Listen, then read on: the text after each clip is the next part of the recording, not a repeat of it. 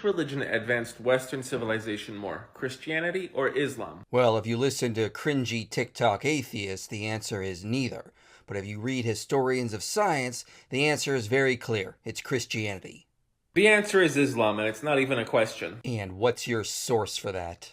You might be thinking that Europe made all of these advancements and they were Christian nations. And it's true, Europe was Christian and they made all of these scientific advancements, but they did that in spite of the church. This is demonstrably false. Historians today note that Christianity was crucial for the development of science.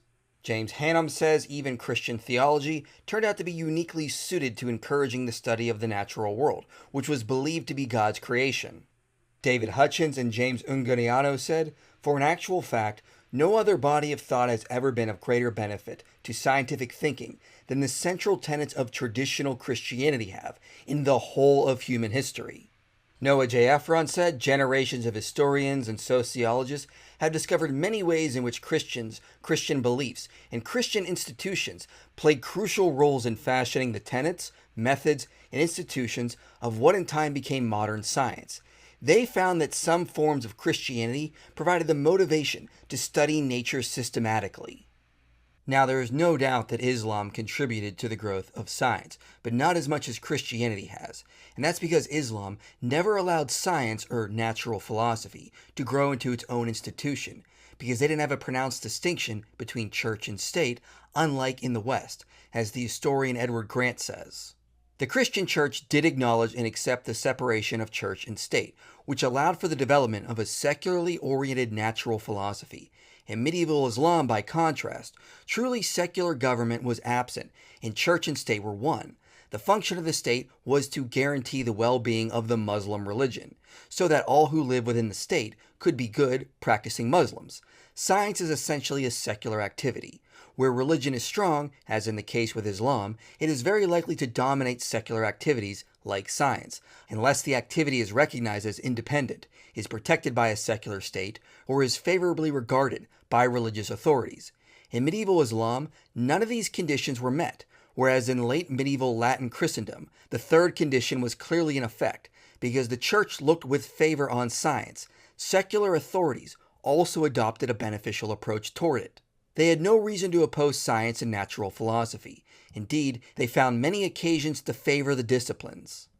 The GeoHooser is just simply wrong here. Christianity is the greatest pillar of modern science. Without it, science would not be what it is today.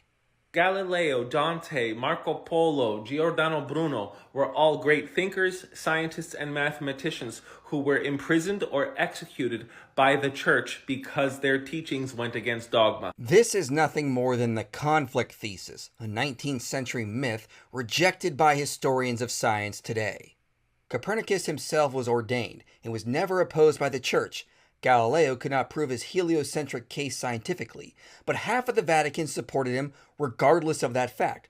Bruno got into trouble for his theology, not for his science. The Catholics liked Newton's theories, for he explicitly wrote that they came from and required God. Darwin's work was admired by just as many believers as despised it. The Catholic Church incidentally favored evolution. Einstein's deductions faced no religious opposition at all. Instead, his ideas were embraced by the Catholic priest George Lemaitre, who then used them to devise the Big Bang model of the universe. The Catholic Church was not a perfect institution, but it never persecuted anyone for practicing science. This is a myth of the conflict thesis. Nicholas Copernicus did not allow his work to be published until after he passed away. And not because he was afraid of the church, but because he was afraid of being mocked by other scientists or natural philosophers of the day. People don't realize this, but at the time, the science was on the church's side. Copernicus said the planets went around the sun in perfect circles. There was no physics to explain how that could happen. But when elliptical models could be developed from the work of Newton or Kepler, the church accepted it with ease, because the science was there to support it. The science has never supported a Copernican model.